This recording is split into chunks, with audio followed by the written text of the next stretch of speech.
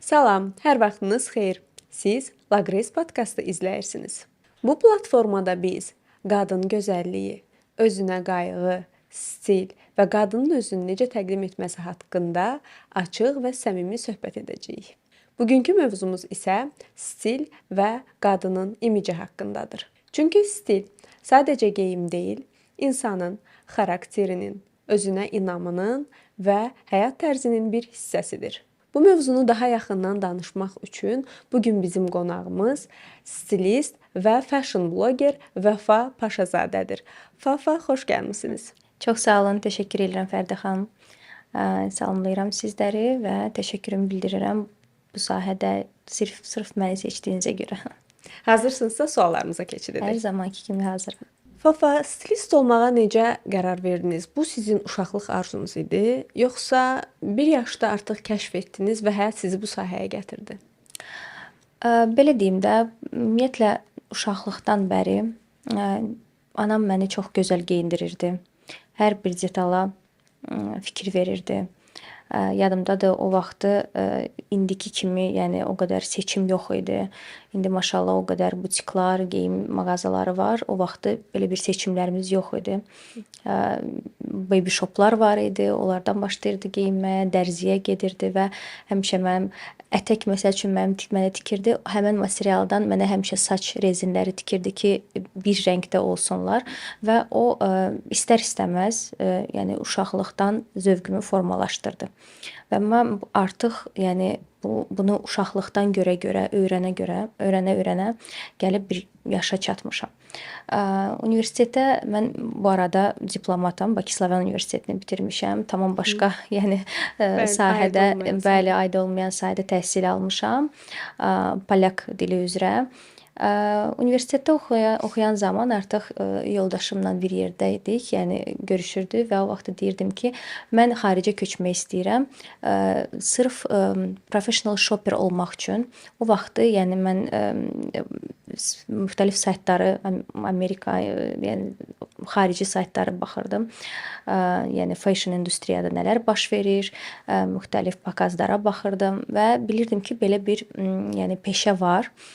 İnsanlar dolab reviziyasını eləyirlər, bir yerdə shoppinqə çıxırlar və stilistlər onlar üçün geyim seçirlər, bir image yaradırlar, tərz yaradırlar. Bizdə bu məsələ 2010-cu illərdən danışıram. Yəni bizdə heç yaranmamışdı belə bir şey. O vaxt stilist ancaq saç, makiyaj ustalarına deyirdilər. Sonra nəsə yavaş-yavaş başladı bu sahə artıq SNQ ölkələrinə gəlməyə və mən başladım artıq Rusiyadan, Ukraynadan stilistlərdən onlayn dərslər almağa özüm üçün. Amma gördüm ki, yəni onlar mənə bu məlumatları verirlər, amma mən bu məlumatları artıq bilirəm çoxunu. Yəni mənim üçün təzə bir şey deyil, çünki bütün bu illər ərzində mən oxumuşam, araşdırmışam, çox böyük marağım olub və məncə bu hamısı içdən gələn bir tərz, ümumiyyətlə içdən gələn bir şeydir. 2020-ci il belə gətirdi ki, pandemiya gəldi və hamımız evdə oturduq və yoldaşıma bir gün dedim ki, icazənlə mən bir səhifə açmaq istəyirəm və istəyirəm nədənsə başlayım. Onsuz da bekarıq, vaxtım çoxdur. Uşaqlar balaca idi, bütün gün evdə idik. Başladım səhifəni işlətməyə. Onlayn kurslar aldım və bizdə ilk Style Me kursu yəni tapdım. Elnara Birboyet Montana stilistimiz var. Mənim mentorum, mənim müəlliməm və yazıldım əvvəl onun master klassına, sonra isə onun kursuna. Belə bu işə gəldim. Artıq 6-cı ildir ki, bu işlə məşğulam. İnşallah işiniz daim olsun. İnşallah. Belə deyə bilərik ki, o zaman işinizin banisi, işinizin əsas necə deyim, sizi ilhamlandıran ananız olub. Bəli, belə deyə Ananızdan bilərəm. başlayıb. Və mənim üçün maraqlı oldu. Məsələn, deyirsiniz ətəklər tikirdi. Yəni çox onun da yəqin ki, bir marağı, bir sizin üçün bir necə deyim, həvəsi olub ki, sizin üzərinizdə o ətəklər və ona uyğun saç lentləri, yəni deyirsiniz eyni parçadan tikməyi. Özü tikməyib, dərziyə hazırlayıb. Həmişə parçalar Mən 9 il rəqsə getmişəm və özünüz bilirsiniz də, yəni milli rəqslərimizin çox gözəl geyimləri var. Və hər bir rəqsə uyğun, təkcə milli rəqslərimiz deyildi, başqa bir başqa millətlərin də rəqsləri idi. Müxtəlif kostyumlar tikirdik. Müxtəlif parçalardan və mən bunu o qədər yəni içdən yəni görmüşəm də bu necə stilizə eləmək lazımdır. Hətta balaca vaxtın sırf şəkillərimiz var. Mənim və qardaşımın o vaxtı Ray-Ban belə kapelka deyirlər rus dilində, eynəklər var idi, kapron kolqotkalar. Mamadan soruşuram, sən bunları hardan o vaxtı tapmışdın da? Yəni mən 92-ci il təvəllüdəm və o vaxtı, yəni müharibə vaxtı, hər şey çətin tapılan bir vaxt idi. O qədər də seçim yox idi. Hətta mən bir şəklim var. Balaca vaxtı divanda oturmuşam. Qırmızı paltardayım, 1 yaşım var.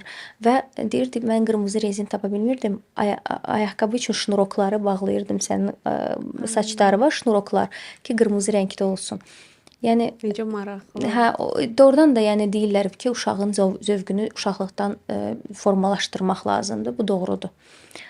Nə qədər sən yönəltsən, o yəni səmtə də gedəcək uşaq. Düzdür. Təşəkkür edirik məlumat üçün. Bir xanıma baxan zaman onun özünə olan hörmətini, dəyərini, onun stilindən müəyyən eləmək mümkündür. Hörmətini deməzdim. Biraz başqa səslənir. Biraz başqa səslənir. Daha çox özünə güvəni deyərdim. Çünki məsələn, gəlirsən bir iş görüşməsinə, hansı bir vakasiya üçün özünü sınamaq istəyirsən. Mən HR olaraq da məsələn deyirəm. Böyük kompaniyalarda HR-ın yanında hətta stilistlər otururlar. Çünki bu çox önəmli bir şeydir. Çünki hər hansı bir kompaniyada bir insanı, qadın olsun, kişi olsun, işə götürəndə ilk öncə müştərini onun xarici görünüşü, yəni işçi xarici görünüşü ilə onu yəni cəlb eləyir. Hansı bir ofis olur olsun, hansı kompaniya olur olsun. Bəli, tamamilə doğrudur. Və əgər sənin xarici görünüşün, yəni ruslar demiş ki, не располагает, cəlb eləmirsə, yəni doğrudan da heç nə alınmaz. Tutaq ki, 2 qadın gəlib və bir qadın gəlib qara və yaxud da boz kostyumda, saçlar yığılıb belə. Bir xanım da gəlib qırmızı kostyumda. Sizcə hansına daha çox siz diqqət yetirərsiniz? Qırmızıya. Əlbəttə ki. Çünki qırmızı rəngdə geyinən xanım artıq öz yəni inamını, öz pozisiyasını bildirərək gəlir. Mən varam, mən burdayam və mən bu pozisiya üçün vuruşacağam. Əlbəttə ki, birinci növbədə boz kostyumlu və yaxud da qara kostyumlu xanım daha bilikli, daha ağıllı ola bilər. Amma ilk öncə siz qırmızı olanı yoxlayacaqsınız. Çünki o artıq bir mesajla gəlib sizə. O zaman özgüvən deyək də, özünə dəyər və hörmət yox, özgüvənli stilindən, bəli, bilmək mümkündür. Dəyər yenə də dəyər deməzdim, hörmət də deməzdim. Özgüvən amma 100%. Yəni artıq stildə özünü biruzə verir. Bəli, 100%. Rənglərdə belə. O demək deyil ki, qara geyinən, mənim özümün ən sevdiyim rəng qara rəngdir. Mənim də. Ən sevdiyim rəng. O demək deyil ki, yəni qara. Sən artıq xanımın duruşundan, danışından, hansısa bir gestikulyasiyasından, ümumiyyətlə qara rəng, qara kostyum ola bilər, amma onun elə bir fərqli elementləri ola bilər, fərqli aksesuarlar ola bilər. O hansısa bir printli ayaqqabı geyinə bilər və o sənin diqqətini cəlb eləyə bilər və sən artıq yəni daha çox fikir verəcəksən həmin xanıma. Fafa, stil doğulur, yoxsa sonradan öyrənilən bir şeydir? Əslində bu mənim şəxsi fikrimdir. Sırf tərzdən insan doğulur. Düzdür, biz özümüz, məsəl üçün mən həmin bitirdiyim kursda artıq mənim mentorumdan artıq birlikdə bu kursu icra eləyirik. Mən kuratoram o kursda və biz hər il tələbələr yetişdiririk, belə deyim də, bu sahədə və müəyyən bir şeylər öyrədirik. Amma biri var, sən bilmədən doğru bir qərar verirsən. Sən bilmirsən, rənglər soyuğa və istiyə bölünür, amma bilmədən sən onu düzgün variantı seçirsən. Sənin bir yəni teoriyada sən onu bilmirsən, amma intuitiv olaraq sənin seçimin düzdür. Məsələn, sən bilmirsən ki, üçbucaq kəsim boyu uzadır. Amma sən görürsən və deyirsən, yox, burada nəsə o deyil. Gəl mən üçbucaq geyinim, belə daha yaxşı görsənir. Bu artıq içdən olan bir tərzindir. Bu içdən olan bir hissindir, tərs hissindir. Bundan əlbəttə ki, bu hər bir sahədə olduğu kimi bizim bir müxtəlif talantlarla doğulan insanlar var. Bəli, təbii. Bu da özünə məxsus bir yəni talantdır, mən belə deyərəm. Mənim müştərilərim var ki, hansı ki utanaraq deyirlər, məsəl üçün də ki, mən bunu bacarmıram, mən bunu bilmirəm. Mən qızlara deyirəm ki, siz bunu bilmək məcburiyyətində deyilsiniz. Hər kəs bundan doğulmur. Necə ki, məsəl üçün də hansısa bir əl qabiliyyəti, tikməkdir, hansısa bir yemək bişirməkdir. Hər xanımın axı əlinin duzu yoxdur. Düzdür. Yəni bu da eyni. Xanımlar elə bilirlər ki, utanaraq əvvəl müraciət eləyirdilər stilistə ki, mən bacarmıram bunu, utanaraq deyirlər. Mən həmişə deyirəm ki, siz bunu bilmək məcburiyyətində deyilsiniz. Hər bir sahənin öz spesialistləri var.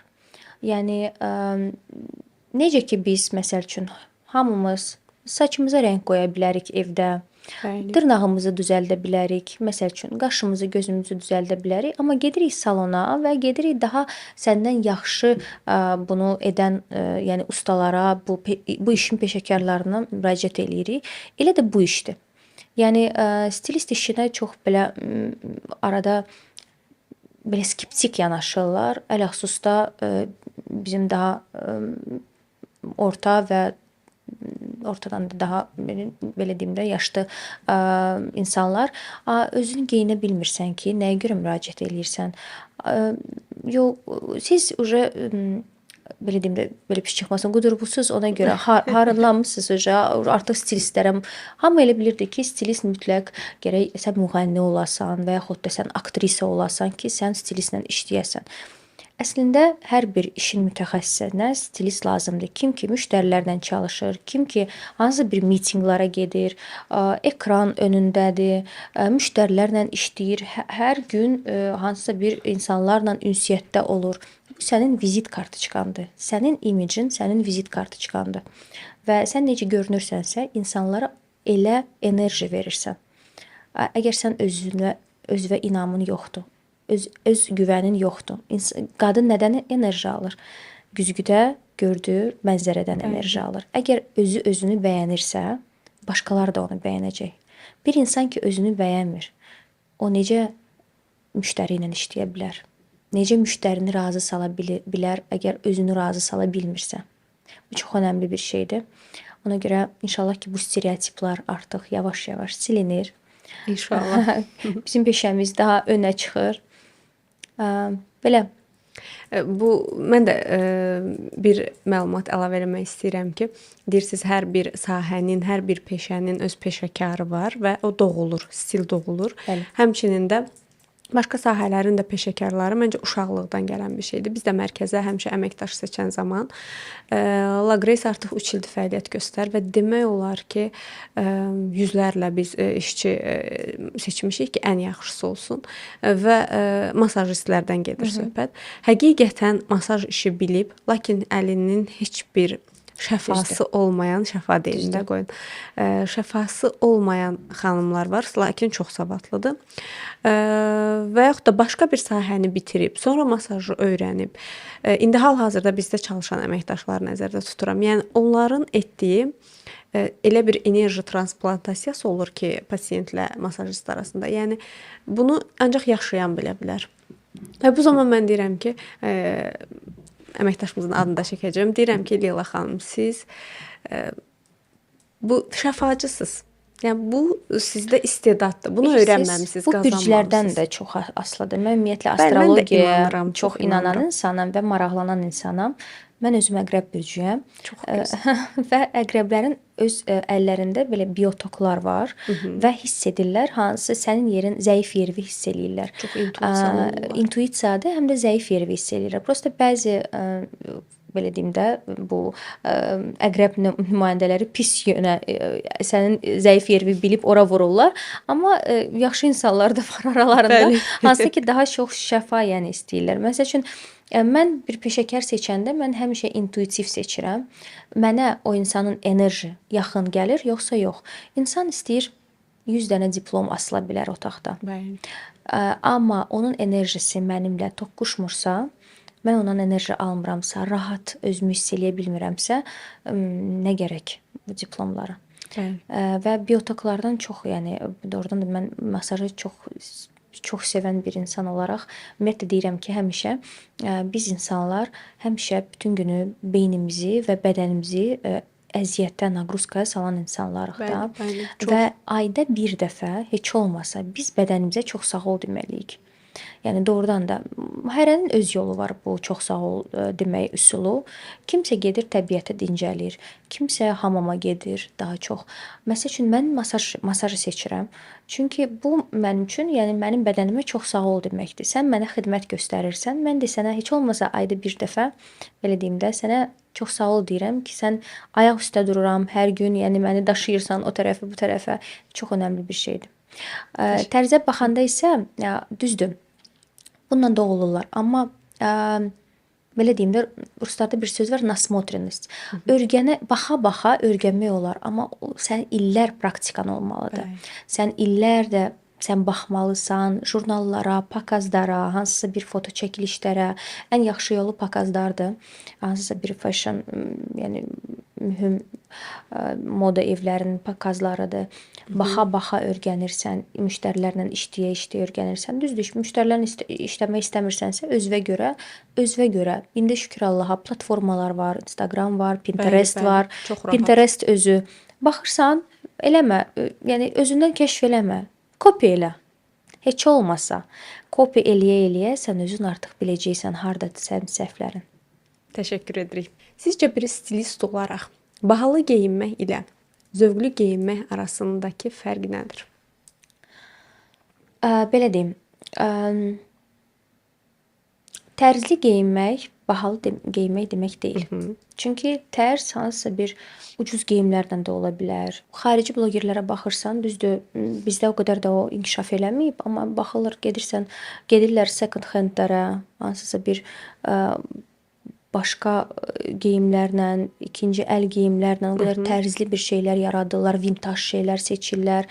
Yəni xaricdə vintaj butiklar çoxdur. Onlar da ümumiyyətlə onlar belə deyim də ikinci, üçüncü nəfəs hansısa bir geyimlərə verməyə daha çox sevirlər. Ekologiyaya, yəni plus olsun, ekologiyaya çox da zərər olmasın deyənə.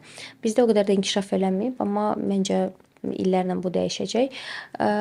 Praktika onu göstərir ki, yəni insan tərzli, bahalı geyinməyə də ola bilər. Amma əgər sən dəbli geyinmək istəyirsənsə, dəb bu pul deməkdir. Çünki ildə 4 dəfə hansı bir kolleksiyalar çıxır və o qədər dəb o qədər tez inkişaf eləyir ki, o qədər tez dəyişir ki, sən o trendlərin arxasıca sadəcə olaraq qaça bilmirsən. Sənin o qədər çox pulun olmalıdır ki, sən hər kolleksiyadan, hər bir trend bir geyimi geyinəsən. Ümumiyyətlə dünyada trendsetterlər var, hansı ki trendləri, hansı bir moda evləri təzə bir şey icad eləyəndə, kolleksiyada buraxanda onlar bu dünya trendsetterlərinə öz geyimlərini, aksesuarlarını verirlər ki, onlar cəmiyyətə bunu göstərsinlər. Və istər-istəməz bu blogerlər, bu fashion influencerlər cəmiyyətə bunu tətbiq edir ki, budur dəbdə, bunu geyinməlisiniz. Və cəmiyyət onların dalınca qaçır. Çünki onlar bir ikonadılar, onlar bir obraz olaraq artıq fashiondılar. Yəni dəbli düzdür, bahalı. Yəni sən dəblisənsə bahalı geyinməlisən, amma tərzlisənsə xeyr. Bəs ölkəmizdə, Azərbaycanda xanımlar trendin arxasınca qaça bilir? Bizim ölkədə xanımlar bir-birinin arxasınca qaçır, trendlərin yox. Belə deyim, çox qorxurlar nədənsə. Hansısa bir trend çıxır, mütləq ki, gərək hamı onu geyinsin ki, digərləri də o birislərə baxıb daha çox artıq yox, mən geyinsəm gülünc görsənmərəm. içində elə bil belə bir onlarda hiss var. Gərək kimsə geyinsin ki, onlar da geyinsinlər. Daha özlərini rahat hiss eləyirlər. Daha özlərini belə deyim də bir çərçivə içində hiss eləyirlər. Məsəl üçün, gedirsən həmən mass market dükanlarına, indi müəyyən bir mass market dükanları var, özünüz bilirsiniz. Xaricə gedirsən, görürsən ki, o qədər printlər var, o qədər yəni formalar, kəsimlər var. Fərqli-fərqli. Bizim dükana gedirsən, hamısı eyni şeydir. Kəsim yox, print yox. Nədənlər irəli gəlir? Hamısı tələbatdan asılıdır. Yəni burada bayırlar işləyirlər və onlar müəyyən bir mal satmalıdırlar. Hər bir sezon müəyyən bir məbləğdə mal satmalıdırlar. Okey, gətirsinlər onları müxtəlif zebra printli geyimlər və yaxud da fərqli-fərqli kəsimli. Okey, mən alaram, siz alarsınız, qalanı qalar belə. Bəli. Onlar artıq gözü örgəncəli bir şeylər gətirirlər. Hansı ki, artıq bilirlər ki, bu satılacaq 100%, xanımlar onu götürəcək. Amma xaricdə biraz qorxmurlar. Çünki xaricdə o söhbət yoxdur ki, kimsə mənə baxar, gülər, barmaqla göstərər. Daha çox özləri üçün yaşayırlar. Qınaq obyektinə geyinir, yaraşırsa da deməzdim. Sadəcə olaraq istəyirlər. Ürəyim belə istəyir. Əslində bu şeyləri öyrənsək, onlardan çox yaxşı olar. İnsan istədiyini etməyə bacarmalıdır. Gözləməməlidir ki, kimsə eləsin, mən də sonra eləyim. Ona görə trendlər var, amma gərək o qədər çox üzr istəyirəm belə jargon ifadəmə görə artıq bəzi şeylərin şitin çıxardırlar. O qədər görürsən ki, trenddir. Gedirsən küçədə, görürsən bu artıq o qədər geyinirlər. Artıq adamın istəyi də olmur o şeyi geyinməyə. Düzdür, mən geyimdə ən çox ayaqqabını xoşlayıram. Ən sevdiyim odur. Amma bir müddətdən sonra, yəni əgər o ayaqqabını hamı alırsa, mən onu ala bilmirəm. Ümumiyyətlə bilirsiniz, mikro trendlər var və makro trendlər var. Mikro trendlər bum kimi gəlir, bum kimi yayılır. Hamı onu alır, amma elə də tez dəbdən çıxır və artıq nəinki trend olmur, anti-trendə çevrilir. Amma makro trendlər, onlar heç olmasa bir 3-4 il səndən olacaq. O qədər də bum olmayıb. Məsəl üçün, indiki zamanda götürək güpür. Bəli. Hər yerdə indi güpürdür. Hər yerdə, pencəklərdə, ətəklərdə, saroçkalar, hər şey güpürlüdür. Bəli, hər şeyin üzərinə tətbiq Hər şey. Və artıq göz yorulur. O nə qədər olar buna baxmağa. Artıq insan yorulur və insan individuallığını itirir. O zərifliyi itirir. İndividuallıq itir, maraq itir. Birinci dəfə görəndə deyirsən, "Vau, necə gözəl, necə incədir." Artıq 100-cü dəfə görəndə deyirsən, "Ayda yenə bu güpür, artıq mən baxa bilmirəm ona." Ona görə gərək hər şeyin qədərini bilməlisən. Hər şey belə trend belə qlobal olmamış, onu geyin və trendə mən məsəl üçün heç vaxt məsləhət görmürəm öz müştərilərimə ki, trendə çox pul versinlər. Çünki trend gəlib gedir, baza qalır həmişə. Sən bazanı illərlə geyinə bilərsən, amma trend 1-2 ildən sonra sən artıq özün yorulacaqsan ondan. Bəli, təşəkkür edirik. Trendlərdən danışdıq, bahalı tərəflərini danışdıq. Bəs bir qadının geyimində onu ucuz göstərən, ən çox ucuz göstərən detal hansıdır? Опрятность. Mən biraz çox üzr istəyirəm. Mən rus bölməsini bitirmişəm deyənə bəzi sözlər elə olur ki, düzdür, təmkinləşirəm, çalışıram bütün öz dilimizdə danışım, amma yenə də fikirləşirəm başqa dildə deyənə biraz tərcümə problemi yaşayıram. Bir qadının ki, saçı, üzü, dırnağı, kipriyi yerində deyilsə, nə geyinirsən geyin. Bu sənə kömək olmayacaq. Bir xanım örtbastlıq heç nəyə eləməməlidir. Əgər sənin dəri problemlərin varsa, sən gedib dermatoloqa müraciət eləməlisən. Ən bahalı tonalni almamalısan ki, o problemləri örtsün. Problemi içdən həll eləmək lazımdır. Əvvəl dərivi düzəlt. Həkimlə dərin təmizlənsin, sonra tonalnisiz gəz. Amma bizdə çoxu istəyirlər bir dəfəyə bir problemi həll eləsinlər. Ən bahalı tonalniləri alırlar, ən böyük örtücülüyü olan tonalni alırlar. bağlayırlar üzlərini, məsəl üçün də. Amma problem olaraq problem qalır. Halbuki çox ucuz görünür. Yəni saç olsun, sən çox bahalı kostyum geyinə bilərsən. Amma sənin saçın əgər məsəl üçün təmiz deyilsə, Bəli, bəli. dırnaqların 2 metrədirsə, məsəl üçün, bu artıq bu dəbdə olan bir şeylər Estetikadan deyil. çıxır. Bəli. Düzdür. Məsəl üçün də indi çox az make-up dəbdədir. Amma mən sevirəm. Özümə Mən görə. də. Mən sevirəm. Mən vəvrudan bundan vaz keçmək istəmirəm. Mən elə günlər olur ki, ümumiyyətlə make-upsız gəzirəm. Bəli, bəli. Mənim üçün bu problem deyil. Yəni mən utanmıram make-upsız. Amma mən sevirəm make-upı. Gərək nəsə qədərində olsun. Amma məndə məsəl üçün indi make-up da çox, dırnaqlar da belə. Bəli, bəli. Hamısı aşırı çox olanda artıq vizual görünüş o olmur. Gərək hər bir məsəl üçün də detala, təmizliyə riayət eləməlisən. Hansısa bir sənin geyimin əgər ləkəlidirsə, çox baha da olur olsun, amma ləkəlidirsə, onun Bəli, nə qiyməti düşür.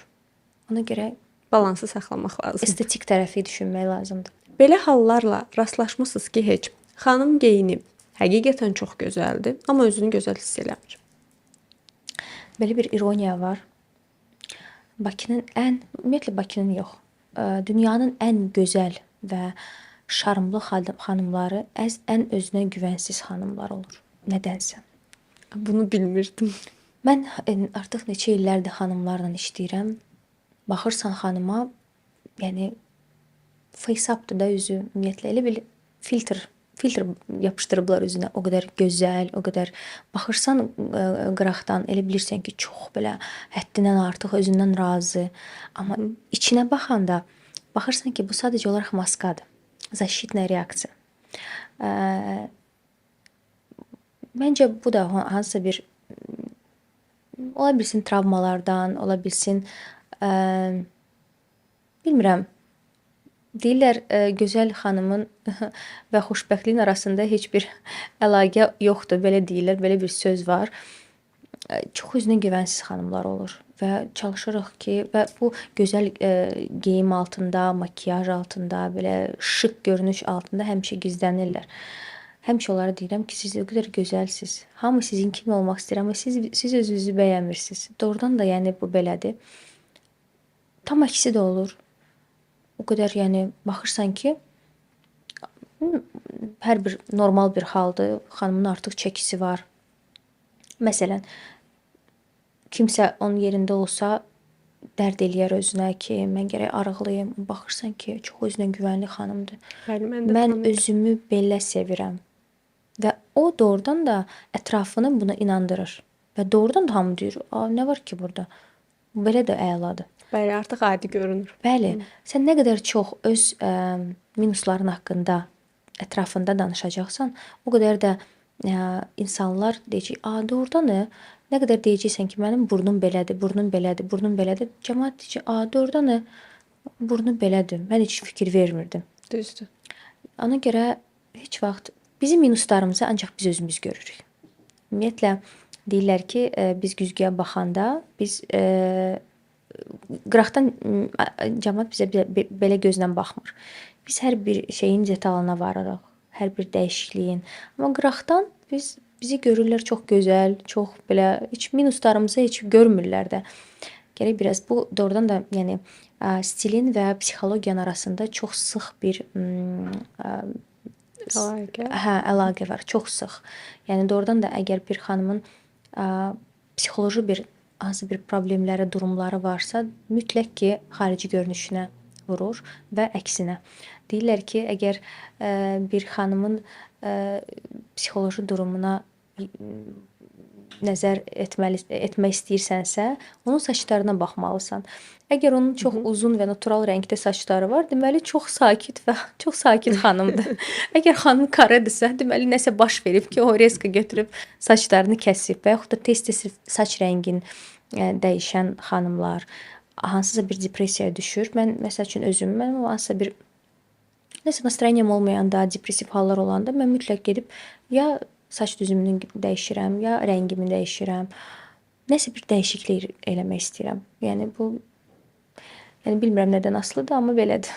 Biz xanımlar özümüz də bəzən özümüzü başa düşmürük. Məncə Allah Taala bizə nə veribsə, həm saç, həm bədən, həm xarakter, görünüş, hamısı bizim üçün dəyərlidir. Hər halımızdan sadəcə olaraq onu həmin anki situasiyaya görə qəbul etməliyik və özümüzə güvənməliyik. Çünki qadın həqiqətən çox güclü bir varlıqdır. Bəli, amma məsələn, həmişə deyirəm, əgər bir xanım çox qısa bir saç eləmək istəyirsə, mən həmişə məsləhət görürəm elə. Çünki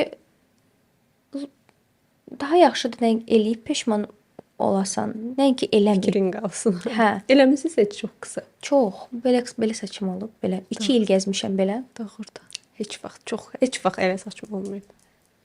Çox qısa olub, çox da özümü o qədər sərbəst, rahat. Hamı da mənə deyirdi ki, bu saç, yəni o qədər sənə çox yaraşır. Müxtəlif saç düzümləri eləyirdim. Gellərlə, nə bilim, müxtəlif havalı ukladka, düz. Bu həyatımın ən belə gözəl vaxtı olub deyərdim. Maraqlıdır. Bilmirəm, heç vaxt risk eləməmişəm. Eləyin. Çox qısa saça. O demirəm Çox saça. uzundur Demirəm məndə, saça. istəyirəm. Ümumiyyətlə hansısa bir şeyə. Nəyisə risk eləyəm, amma uşaqlıqdan papam həmişə mən uzun saç olmağımı çox sevirdi. Bu da bizim bilirsiniz də uşaqlıqdan gələn bu da bizim Bəli, elə travmamızdır. ona vurğulamaq istəyirəm. Travmamızdır ki, qızın gözəlliyi saçında olar. Mənim qızım 7 yaşındadır. Allah saxlasın. Çox sağ olun bütün balaları və qərara gəldim ki, indi məktəbə gedir, tez-tez saçını səhərlər, üçün vaxt gedir daramağa və s. Götürdüm ona karı kəsdim və kəsə-kəsə o qədər ağladı. Mənə deyir ki, axı mən gözəl olmayacam saçım qısa olsa. Halbuki məndən və atasından heç vaxt bu sözləri eşitməyib. Sənin gözəlliyin. O vaxtı bizə həmişə deyirlər ki, qızın saçın uzun olar, bəs qızın gözəlliyi saçındadır və s. kimi ifadələr deyirlər bizə. Amma deyirəm, bu uşaq ki, bunu eşitməyib. Amma doğrudan da psixoloji bu qızların beynindədir ki, mən ancaq uzun saçlarla yəni gözəl qala bilərəm. Oturdum, onunla söhbət elədim. Dedim ki, sənin gözəlliyin heç bir şeydən asılı deyil. Heç bir şeydən. Nə sənin saçından, nə sənin geyimindən, nə heç kəsdən ümumiyyətlə asılı deyilsən sən. Sən özün özlüyündə gözəlsən. İstəyirsən sən saçın olsun. Allah eləməsin. Qadının və yaxud da kişinin həyatında hər bir şey ola bilər. Saçsız qala bilər. Hansısa bir xəstəliklər və s. Allah uzaq eləsin. Və o moment psixoloji olaraq insanın çox dəstəyi olur. İnsan hansısa bir gözəlliyini itirəndə, ümumiyyətlə insanlar bilməlidir ki, onun gözəlliyi və xarakteri, özgüvəni, daxili gözəlliyi heç bir şeydən asılı deyil. Ona görə saç boş şeydir. Saç uzanar. Ayaq əldə deyil ki. Sizcə bir xanım orijinal olmayan bir brend geyinirsə, bunun onun özünə hörməti, özünə dəyəri ilə bir əlaqəsi var, yoxsa sadəcə seçim məsələsidir? Bilirsiniz, əslində bir tərz stilist kimi bir bu işdə bir bu peşənin bir aidiyyəti olan insan kimi bizə həmişə deyirlər ki, fake pisdir, fake geyinmək olmaz və s. Amma illər keçdikcə mən artıq psixoloji olaraq təkcə geyimdə deyil. Ümumiyyətlə belə qərara gəlirəm ki, insanı bir şeyə əgər xoşbəxt eləyirsə, o bunu etməlidir. Ümumiyyətlə nə olur olsun. Əgər sən bunu istəyirsənsə, kim sənə icazə verməyə bilər bunu? Burada da amma qədər söhbəti var. Bəzi blogerlər var, mən də takipçiyəm onlara. Bilirəm ki, yəni çox varlıdırlar, çox imkanlıdırlar və hər bir şeyləri orijinaldır. Amma o qədər ucuz görsənir. Çünki bütün brendləri bir geyinirlər. Məsəl üçün Gucci, o qədər loqomaniya, bu hamısı SNG ölkələrindən gəlir. Rusiya, Ukrayna, Qazaxıstan bölgələri çox sevir bunları, Dağıstan, Çeçnya. Onlar çox sevirlər brendləri, loqomaniyanı biz də sevirik. Bir ara dəbdən düşmüşdü, indi təzədən gəlir. Bilmirəm, sən hamısını başdan ayağa orijinal geyinə bilərsən, amma çox ucuz görsənə bilərsən. Amma sən Hər şeyi mass market geyinə bilərsən və yaxud da no name geyinə bilərsən. Bir dənə də fake çanta olar, hansında ki, nə bilim, adı çox balaca hərflərlə yazıla bilər və sən bilirsən və kimsə fikir verər ona, amma çox ümumi görünüşün çox tərzli ola bilər. Mən bunu seçərəm nəinki o birisini. Nə olsun ki, başdan ayağa orijinaldır və nə olsun ki, bu xanımın bir fake çantası var əlində. Əsas qədərdir. Hər şeyin qədərini bilmək lazımdır. Axın çıxarmamaq şərti ilə.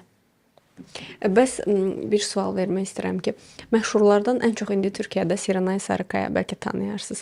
O xanım ən sonuncu Paris Fashion Week-də iştirak elədi. Siz onun stilini bəyənirsiniz? Yəni mən o xanımı çox bəyənirəm. Amma mən düşünürəm onun aurası özü elədir. Yəni düşünürəm o geyim yox, onu daşıya bilir. Nə geyinsə daşıyır. Çünki o bəzən fake geyinir, bəzən brend geyinir. Hər zaman yəni deyim ki, brend geyinir, orijinal geyinir. Ümumiyyətlə o qədər insanlar fake geyinir ki, bəli. Biz heç onun yəni varmırıq. Fərqinə varmırıq. Bəli, o qədər yəni fikirləşirik ki, yox, onun o qədər pulu var, o heç vaxt fake geyinməz. Əslində amma fake geyinir. Heç bir pis də mən burada bir şey görmürəm. Onun pozisiyasında bu israfdır. Bəlkə ondan o pulları daha səmərəli yerlərə yəni xərcləmək istəyir. Niyə də olmasın? Siz dediyiniz xanım da deyəsən ağ-qara ətəkli, ağ saroçkada çox gözəl idi, çox xoşum gəldi. Ümumiyyətlə bu palitra rənglər həmişə çox bahalı görünür və çox şık görünür. Həm də ki, daşımaq söhbəti var. Əlbəttə ki, insanı məsəl üçün sən başdan ayağa geyindirə bilərsən, amma insan o enerjini vermir. Ona baxmaq istəmirsən, onun başını onun tərəfə çevirmək istəmirsən. Amma insan var gedir və nə geyinir geyinsin, arxasıca dönürlər, baxırlar. Enerji söhbəti var əlbəttə ki. Mən bu yaxınlarda bizim bir butikimiz var, onlarla çəkilişdə idim. Əslində çox da tərzim olmayan bir butikdir. Öz tərzim olmayan, çünki mən belə daha çox ekstravagant geyinməyi sevirəm. İndi mən kostyum geyməyimə baxmıram. Çox gözəl. Çox sağ olun. Amma doğrudan da mən geyindikcə bütün bu obrazları orada işləyən xanımlar deyir ki, o qədər yəni bu geyimə heç fikir vermirdik. Bu geyimə heç fikir vermirdik. Daşıma söhbəti var. İnsan elə bil ki, sən geyimi yox. Geyim səni yox, sən geyimi daşımalısan. Geyim səni gözəlləşdirməməlidir. Sən geyimi gözəlləşdirməlisən. Əgər bir qadın bunu başa düşsə, onun üçün hər şey gözəl olacaq. Ki geyim səni gözəlləşdirmir. Sən geyimi gözəlləşdirirsən. Yəni avranızla uyğunlaşmalıdır geyiminiz. Əlbəttə ki. Bəs Fafa özgüvənsiz bir qadındır. Özünə inamı yoxdur. Bunu geyimi ilə gizlədə bilir. Bəli, örtbastlıq etmək olar, əlbəttə ki, amma yəni ümumiyyətlə hardansa bir çıxır da bu, üzə çıxır. Tam gizlətmək olmur məncə də. Əlbəttə ki, çünki vaxt gələcək hansısa bir situasiya yaranacaq, depressiya düşəcək və ümumiyyətlə evdən bayıra çıxmayacaq, geyinmək istəməyəcək. İnsan gərək, amma belə deyim, psixoloji durumunu da geyimlə də çıxartmaq olar. Dediyim kimi, insan axı vurulur, güzgüdə gördüyü mənzərə vurulur həmişə.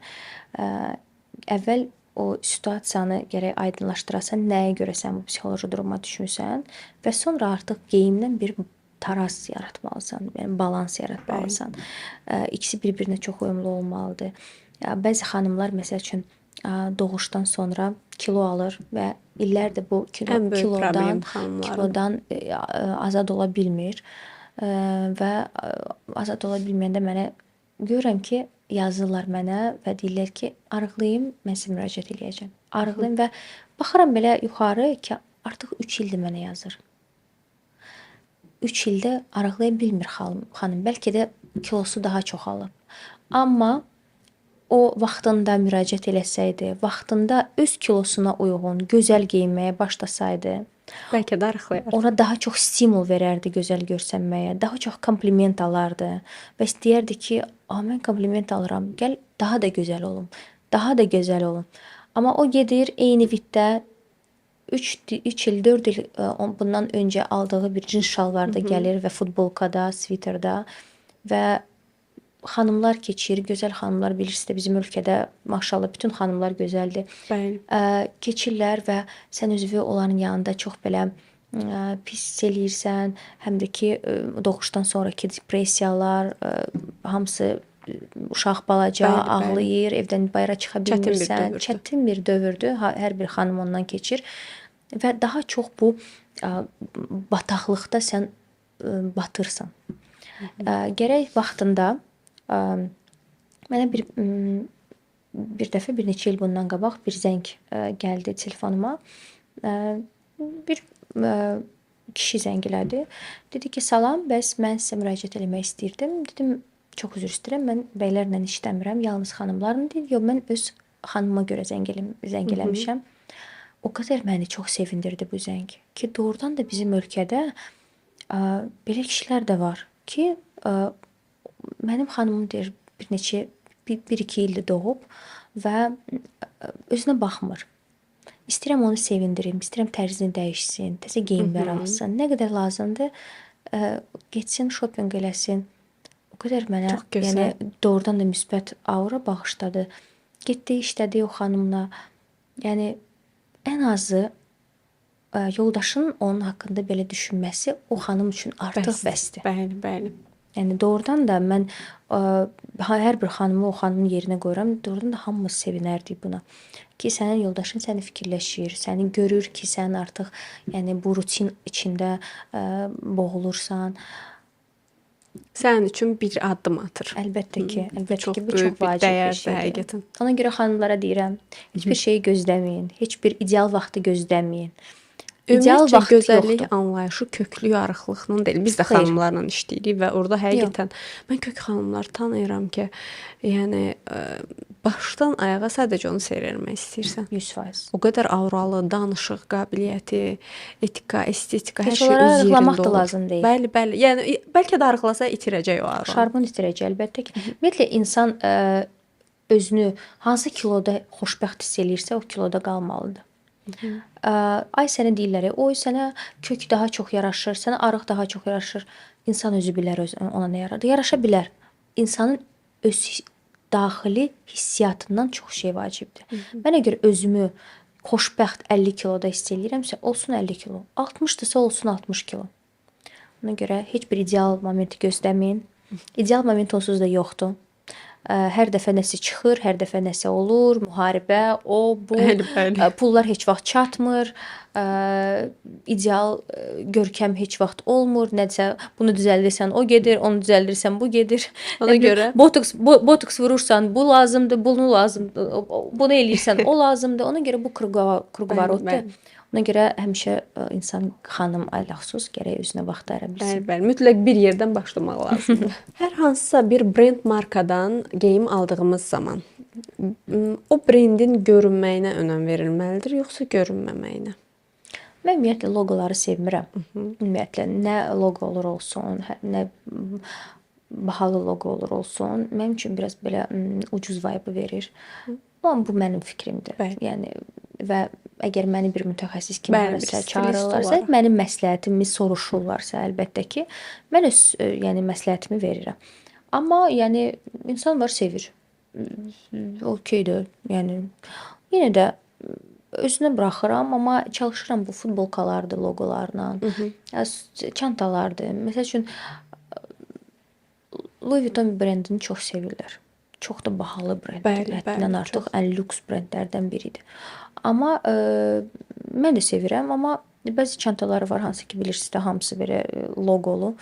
Mənə çox başdan ayağa loqo. Mənə çox belə bilmirəm, gözümə oxşamır da, yəni həm də ki onun fake'ları da çoxdur. Nə qədər çox sənin loqon görsənirsə, o qədər də çox bu geyimə sırf fake də çoxdur. Məndən olsa əlbəttə ki, mən geyinməzdim. Amma o demək deyil ki, sən sadə geyinməlisən. Mən sadə geyimlər də sevmirəm. Bu da insanın özündən asılıdır.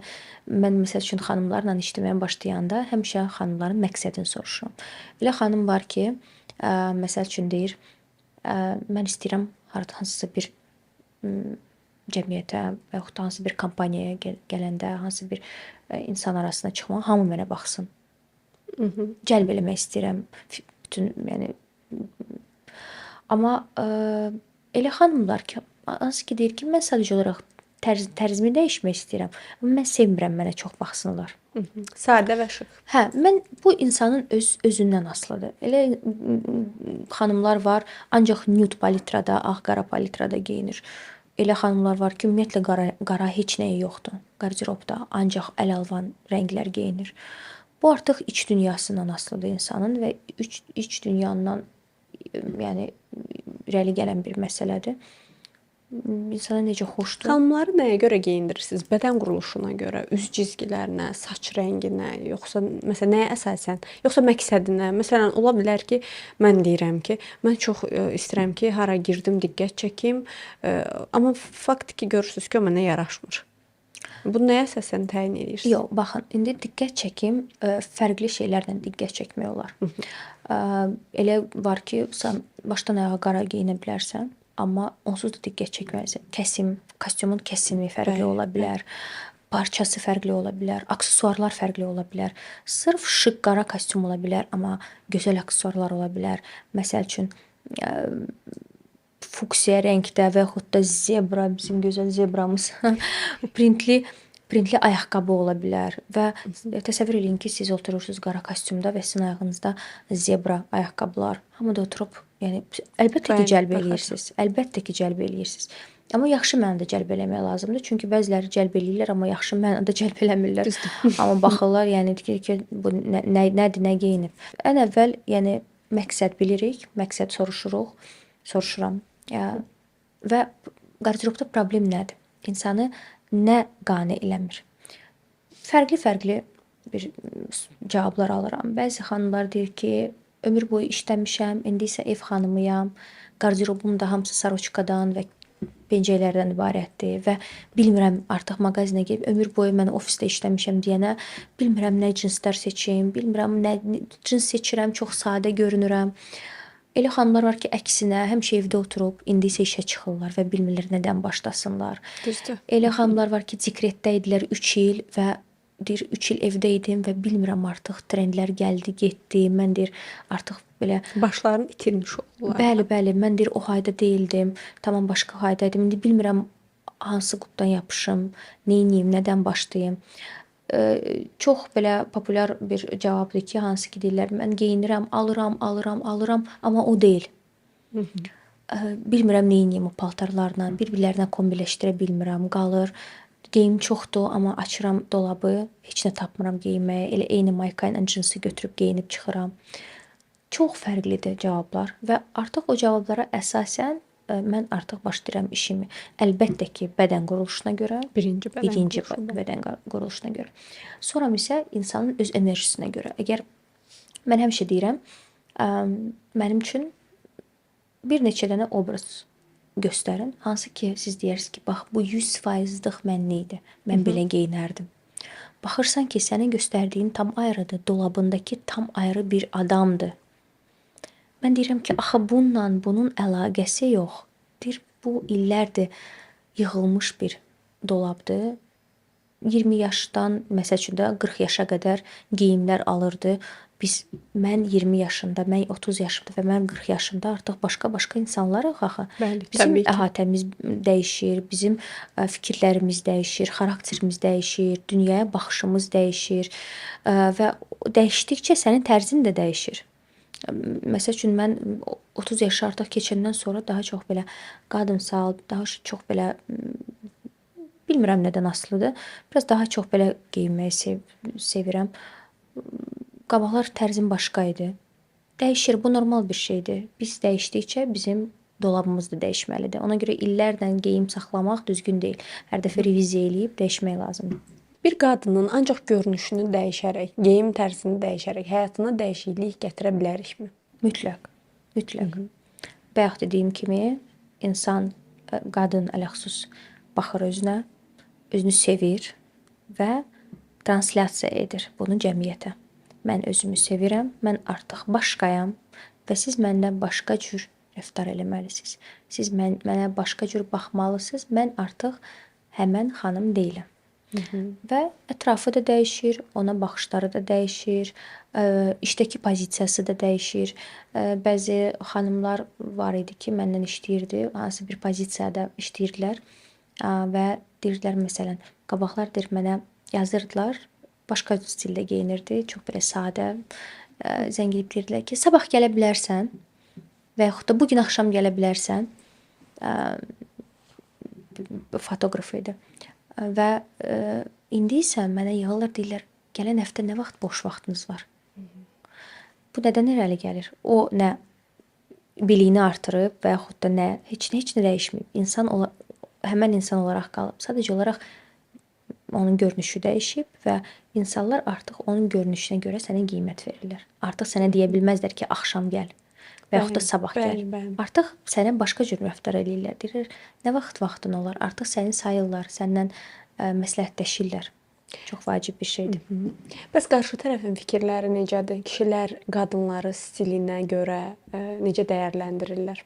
Fikir verirlər ümumiyyətcə? Ümumiyyətlə tərzdən başı çıxan və tərz duyumu olan kişilər çox azdır. Çox azdır. Məncə də Azərbaycanda çox azdır.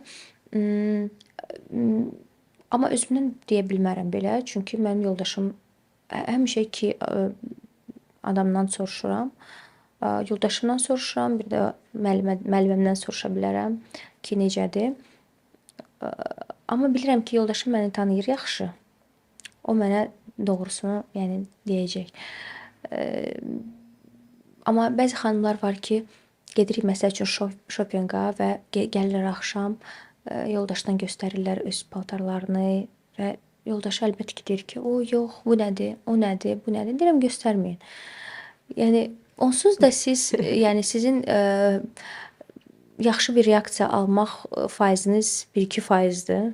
Qənaət bəxş olmayacaq. Zaten özünüz ümumiyyətlə bu işdə heç kəslə məsləhətləşmək lazım deyil. Əgər sən bir peşəkara müraciət eləmisənsə, sən ona inanıb eləməlisən və nə qədər çox insandan soruşdun, nə qədər insan var, o qədər də fikir var. Zövq var, bəli. Fikir var. Və mən əgər sizdən bir məsləhət almaq istəyirəmsə, siz öz prizmanızdan baxıb mənə cavab verəcəksiniz. Özünüzdən soruşub, mən bunu heç vaxt geyinmərəm, mən xoşuma gəlmir. Deyəcəksiniz ki, mən xoşuma gəlmir. Amma mən, məsəl üçün stilist olaraq, insanın o öz prizmasından baxıram. Mən bunu geyinməyə bilərəm. Bu mənim üçün okey olmaya bilər. Mənim tərzim olmaya bilər. Amma mən xanımın gözü ilə o paltara baxıram. Mən artıq xanımın iç dünyası ilə ona baxıram. Və yaraşır yoxsa? Əlbəttə ki, ona uyğundur yoxsa uyğun deyil. Ona görə siz deyirəm öz əhval-ruhiyyənizi pozmamaq üçün heç kəslə məsləhətləşməyin, geyinin gözəl və gəzin. Və əsas özünüz 100%. Sizcə qadının cazibəsini artıran nədir? Bədəni, stili, yoxsa aurası? Aura əlbəttə ki, şarm. O qədər olub ki, gözəl olmayan xanımlar o qədər şarmlı olublar ki, məsələn, bu sadəcə olaraq bilirsiniz nədən asılıdır? Hansısa bir peşəkar, yenə deyim, bu masajist söhbətinə qayıdaq. Çox savadlı ola bilər, diplomları çox ola bilər, amma aurası, enerjisi gəlmir də. Olub ki, elə də bizim peşədə məsələn. Mən o qədər eşidirəm ki, maşallah indi gündən-günə stilistlər çoxalır. Hər zövqə uyğun, hər büdcəyə uyğun stilistlərimiz var, maşallah. Hamı da bilmirəm nədənsə bu peşəni çox belə deyim də asan bir peşə. Elə bilirlər ki, çox asandır. Elə bilirlər ki, ancaq bəzənib, düzənib gəzirik ora-bura. Amma o qədər eşidirəm müştərilərdən ki, insanın aurası çox vacibdir. Səndən işləyən adamın. Sən onu evində qarşılayırsan. Özünə çox şəxsi olan bir yerə, dolabıva bir yol verirsən. Bir xanım o birisi xanıma müraciət eləyəndə o artıq özündə belə deyim də bir kompleksi atlatmış olur ki, başqa xanım, hansısa bir başqa xanım məndən bunu yaxşı bilir, məndən tərzlidir, məndən yaxşı başa düşür, məndən yaxşı geyinir.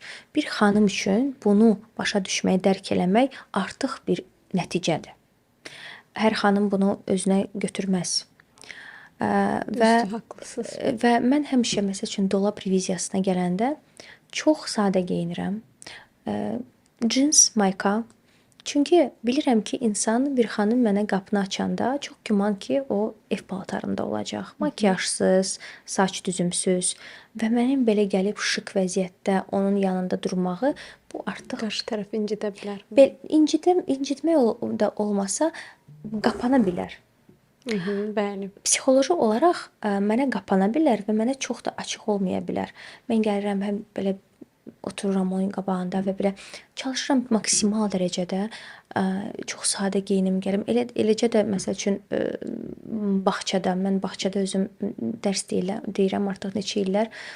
Elə də bağçada mən hara gedirəm getsəm də mənim əgər bağçada bir dərsim varsa, mən çox sadə getməliyəm. Çünki uşaqlar doğrudan da yəni fikir verir hər şeyə. Dırnağımın rəngini belə dəyişirəm. Teacher, siz dırnağınızın rəngini dəyişmisiniz. Mən baxıram belə, axı qısa dırnaqlarım da o qədər də heç görürəm. Sırğalarımız bu gün başqadır. Baxırsan ki, balaca sırğadır, fikir daha çox görür onu. Daha bilirsiniz tez və görür. onların fikri yayılmasın deyənə bu da çox önəmli bir şeydir. Mən gəlirəm onlara dərs deyirəm. Onların fikri yayılmasın deyənə çalışıram maksimal dərəcədə onların fikirlərini dərsə yönəldim. Elə də xanımlarla. O xanım sənin dolabına imkan verir, sənə açılır, sənə öz komplekslərindən danışır, öz hansısa bir travmalarından danışır və sən ona kömək eləmək üçün maksimal o xanıma qarşı yəni getməlisən. Bəli. Bərabər olmalısan. Əlbəttə ki, bu çox vacib bir şeydir. Qarderobdan söhbət açılmışkən bu sual vermək istəyirəm. Hər xanımın qarderobunda mütləq olmalı 3 geyim nədir? Bilirsiniz, bu çox individual bir şeydir. Əslində deyirlər baza qarderobu. Hamının öz bazası var. Elə xanımlar var ki, işgüzar xanımlardır və onlar üçün baza mütləq ağ köynək olmalıdır. Bəli. Gözəl oturan kostyum olmalıdır, məsəl üçün və məsəl üçün stiletto. Bu xanımın 70% vaxtı ofislərdə, görüşlərdə keçir. Mütləq stilettosu, rahat, gözəl keyfiyyətdə olan stilettosu olmalıdır. Ağ saroçkası, çünki hər bir mitinqdə, hər bir iş görüşməsində bu sənə hər bir kostyumun altında, yəni hər bir şalvarla geyinilə biləcək bir geyim. Və kostyum, hansısa bir iş görüşmələri, vacib bir görüşlər, sən kostyum belə baha, qəşəng kostyumun olmalıdır. Amma bir xanım ki, məsələn, evdə oturub uşaqla bütün günü, nəyinə lazımdır onun bir kostyum? Və yaxud da ağ saroçka onun nəyinə gərək? Düzdür. Və yaxud da stiletto. Ona görə həmişə deyirəm ki, bu çox bizim bəzi stilistlərimiz hansı bir qaydalar eləyirlər və satırlar müəyyən bir qiymətə həmin qaydaları. Məsələn, payıza sizin üçün kapsula yığmışam. Falan, siz mənə o qədər ödəniş eləyirsiniz və bu kapsulanı götürüb artikullarla mən sizə artıq kombinləşdirmişəm. Axı mən, məsəl üçün, işgüzar xanım və hansısa bir evdə oturan xanım, biz necə bu eyni kapsulanı istifadə edə bilərik? Bu normal bir şey deyil. Çox individualdır. Hər bir xanımın individual bir baza geyimləri var, baza qarderobu var. Amma ümumilikdə belə bir şey var ki, pencək. Qara pencək deyərdim. Hansı ki, qara pencək krasovka ilə, cinslə, hansı bir loferlərlə, mokasinlə hər bir xanım geyinə bilər və yaxud da toya gedirsən, hansısa bir satin paltarın üstündən pencək ata bilərsən. Bəli, hər qəşəng bir tərz yarada bilərsən. Yenə deyirəm, individualdır. İndividualdır. Bəli, individualdır. Hər kəs öz qarderobuna fikir verib daha sonra geyim stili seçməlidir. Bəs bir qadın öz stilində 3 şeyi dəyişsə, daha zövqlü görünər. Məsələn, o 3 şey nə olar? Bayaq dediyim kimi estetika söhbətinə qayıdırıq. Bəzi vaxt olur ki, hər şey əladır, amma saç düzümü o deyil. Bu da yenə də çox individualdır. Sən gərək xanıma baxasan və belə qərar verəsən. Ümumilikdə dediyim bir şeylər yoxdur. Əsas estetikaya fikir verməlidirlər. Bayaq söylədiyimiz kimi kipriklərdir, qaş, saç, dırnaq və s. bu momentlərdir. Bir də özgüvən. Özgüvən də olsa, qalan hər şey düzələcək. Əsas İçdən. Biz amil hamısını, özgüvən. hər şeyi içdən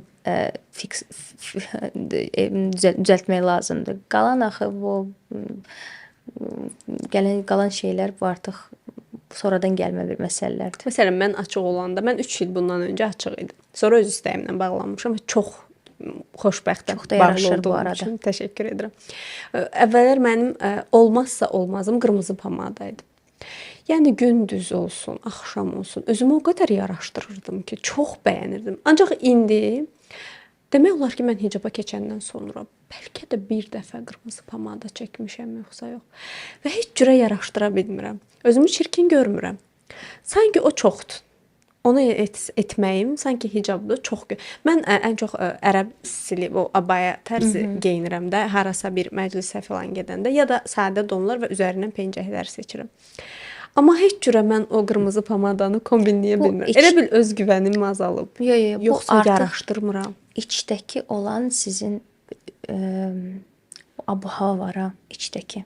Hicab abu-havasıdır bəlkə də. Hə, bu artıq içdəki, belə deyim də, sizin öz imanınız mı deyim, belə deyim də. Amma mən demirəm ki, hicabda olan xanımlar eləməsin, amma bu artıq öz istəyinizə bağlıdır. Əgər sizə komfortlu deyilsə o, etməməlisiniz. Yəni elə bilirəm hamı deyəcək ki, vay bu hicablı qırmızı pomada çəkib. Yəni onu bir ayıb, amma halbuki çox bəyənərək çəkdiyim bir şey idi. Onsuz da danışan danışır. Bəli, çox haqlısınız. Bağlanırsan vay, açırsan vay. Elə mən bağlamağım da, açıq olmağım da, bağlı olmağım da böyük bir onsuz da danışır bilirsiniz kimlər? Öz yəni bekar insanlar. O qədər ki, mən başa düşə bilmərəm. İnsanın o qədər boş vaxtı olmalıdır ki, o kiminsə oturub müzakirə eləsin ki, falan adam nəyə görə bağlandı və yaxud da nəyə görə açıldı. O daxili bir şey deyim. Mən həmişə deyirəm, bir xanım ki, əgər özünü belə rahat hiss elirsə, lap kiməsə görə bağlıdır. Lap öz xoşuna, bizim ən sevdiyimiz şeylər. Özünə görə bax. Əgər ailəsində bu gözəl abu-hava bəxş eləyəcəksə, bəli. Niyə olmasın? İstəyir, eləsin, əla. Bir xanım ki, bir müddət hicabda özünü çox gözəl hiss eləyib və bir müddət keçib, 10 il deyim, 5 il deyim, artıq çıxıb o abu-havadan.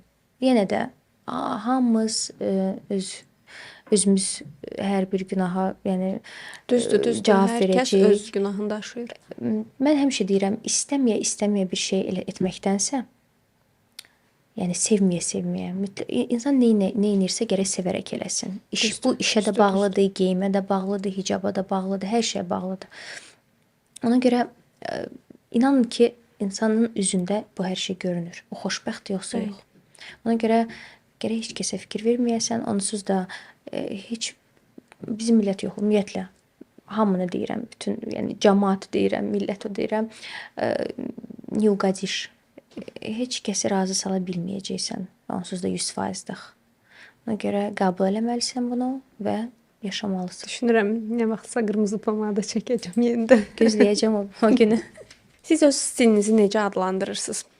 Məsələn, öz geyim tərzinizi necə adlandırırsınız? Məsələn, romantik, məsələn, klassik və hər bir insanın öz vektorları var. Belə deyim, stil vektorları var. Bir neçə vektorlara bölünür. Bu sport vektordur, avangard vektordur, romantik, natural. Hərə bir vektorla doğulur. Əslində mən özüm romantik vektoram. Anadan gəlmə belə deyim. O necə təyin edirsiniz? Xarici görünür bir neçə məqamlar var ki, incəliklər var ki, vücuddan asılıdır, üz quruluşundan, bəli. Daha maskulin, məsəl üçün qızlar, çiyini falan belə çox belə sportivli bədənli olan xanımlar bu sport vektordur. Daha çox belə incə, xırda qızlar romantik vektor sayılırlar. Məsəl üçün yarki belə çox gözü, qaşı böyük, kipriyi, dodağı dolğun, o avanqard vektordur. Natural vektor əsasən Slavyan qızlarıdır. Hansı ki, visnuşkalar, rəng dəri rəngi açıq olan, saç rəngi açıq olan xanımlar, bu artıq natural vektordur. Mən özüm romantik vektoram və bilirəm ki, mənə bu romantik paltarlar, geyimlər çox yaraşır. Amma özümü çox narahat hiss edirəm bu paltarlarda. Çox sevmirəm də, yəni hansısa bir çəkilişlərə geyinirəm, görürəm ki, qıraqdan çox yaraşır mənə, amma gəzə bilmirəm belə. Özümü çox narahat və çox belə neuverin hiss edirəm. Mən daha çox özümü bilmirəm, yəqin peşədən asılıdır. Ola bilər. Daha çox avanqard sevirəm, daha çox fərqli kəsimlər, hansısa bir fərqli görünüşlər, rənglər, printlər. Amma yenə də getdiyimiz yerə bağlıdır. Çox problemdir bizim ölkədə ki, cəmaət dress kodu bilmirlər. Hara nə geyinəcəyini bilmirlər. Əgər mən bir intervyuya gəlirəmsə, əlbəttə ki, mənim geyim tərzim daha çox belə zdержанный olmalıdır. Daha çox yenə də, yəni mən bura gəlib hansı bir aksesuarlarla insan gərək sən intervyu verirsənsə, hansısa bir podkast formatında bir dialoqdursa, ilk növbədə sənin nə deyəcəyini maraqlıdır, nəinki, yəni nə geyinəcəyin. Ona görə baxırsan universitetə gəlirlər, heç bir universitetdə adiyyatı olmayan geyimlər, geyim baxırsan gəlir banka girirsən, bu dırnaqlarla, bu bütün günü klaviaturada, nə bilim, yəqin elə rahat olurlar. Mən elə başa düşürəm. Yəni birinci əsas rahatçılıq. Axı sən işdə o pediatr kimidir, məsəl üçün də, medsestra kimidir. Sənin dırnaqlarla rahat ola bilər. Amma əgər sən medsestra işləyirsənsə, sən dırnaq saxlaya bilmərsən. Bəli, mümkün deyil. Hər bir işin öz dress kodu var və məncə hər bir kompaniyada stilist işləməlidir. Stilist işləməsə də, heç olmasa ildə bir dəfə trening kimi gəlib trening keçməlidir işçilərə. Nə olar, nə olmaz, dizdən nə qədər yuxarı mini ola bilər. Çünki sən müştərilərlə işləyirsən, fikir yayılır. Bu xanımlara da, yəni bəylərə də aiddir. Hər bir, yəni dırnağın səliqəsi, saçın səliqəsi, hər şey bundan asılıdır. Yəni dress kodu bilsələr, yəni çox yaxşı olur. Və sizcə mən hansı vektoram? Hicabda tam bilmək olmur, amma məncə siz də romantik vektorsuz. Ola bilər. Amma bu yenə də əlbəttə ki, saç rəngindən asılıdır. Yəni sizi belə oturaq görürəm, belə demək çox çətindir, amma üz cizgiləriniz çox incə, çox belə yumşaqdır, belə mülayim üzünüz var. Daha çox mən bilirəm ki, sizə daha romantik tonlar və çox yaraşır. Əgər mən stilimi dəyişmək istəsəm, başlanğıc necə olmalıdır? Mən hardan başlamalıyam? İlk addım dolab reviziyasıdır. Çoxu shoppingdən başlayır, amma bu səhvdir. Deyirlər ki, mənə onsuz da evdə heç nə yoxdur, hamısı köhnədir, istəmirəm, hamısını dəyişmək istəyirəm, gəlin əvvəl shopping eləyək. Sənin orada 10 illik bir geyimin ola bilər, amma o 10 illik geyimə biz yeni nəfəs verə bilərik. Sən ona başqa gözlə baxırsan, amma stilist başqa gözlə baxa bilər. Onu daha yeni bir stilizasiyada eləmək olar. Əvvəl təmizlik işindən başlayırıq. Belə təmizlik deyəndə ki, bütün aktual olmayan və daha dəbə qayıtmayan geyimləri bilməliyik. Hansı ki 100% dəbə qayıtmayacaq, biz artıq onlarla vidalaşa bilərik. Onlar qayıtmayacaq, artıq sağollaşırıq, onlar bizə lazım olmayacaq. Qalan paltarlardan, məsəl üçün elə geyimlər var ki, hansısa ki biz atelyeyə verib, hansı bir düzəliş eləyib və ona yeni nəfəs verə bilərik. Şalvardır məsələn. Xoşun gəlmir, yuxarısı əla oturur, aşağısı xoşun gəlmir. Necə? Dəbdən düşüb, duduşkadır, nə bilim, fərqli bir şey ola bilər. Götürük oradan bir mud eləyək, qısa bir şort eləyək. tamam başqa cür görünər. Elə bil sənə təzə bir geyim almısan üzvə. Doğrudan da, yəni kim biləcək ki, sənin filan bir şalvarın vardı və sən onu kəsib İnanmıram heç kəs yadında saxlasın. heç kəs və o təzə nəfəs verirsən. Onu təmizləyirik. Artıq yeni geyimlər üçün səndə həm yer, həm enerji, Motivasiya. həm motivasiya, enerji. Ümumiyyətlə vaxtında bu biz geyimlərlə hansı ki geyimirik, belə bir söz var ki, hansı bir geyimi sən 2 il əgər geyinmirsənsə, amma bu bizim peşəyə aid deyil. Çünki bizdə elə geyimlər var ki, elə tematik görüşlər var, hansı bir çəkilişlər var, klip çəkilişləri, foto çəkilişləri bizə lazım olur geyimlər. Adi insanları deyirəm. Əgər 2 il geymirsənsə, deməli geyməyəcəksən. Sən artıq ondan vidalaşmaq vaxtındır. Sənin şkafında, əgər dolabında bu yer, bu paltar, hər bir əşya evdə öz funksiyasını yerinə yetirməlidir. Yerinə yetirmədikdə enerji alır. Əgər bir geyim qalıbsa və sən onu istifadə eləmirsənsə, başqa adama ver istifadə eləsin. Bu kruqovarot həmişə getməlidir, dayanmamalıdır. Və nə vaxtsa o artıq yararsız hala düşəndə artıq tullanmalıdır paltar. Özünü yenidən kəşf etmək istəyən bir qadına ilk tövsiyəniz nə olardı? Daxili dünyanızdan başlayın. Özünüzə sual verin, mən nə istəyirəm? Həyatdan mənim istəyim nədir?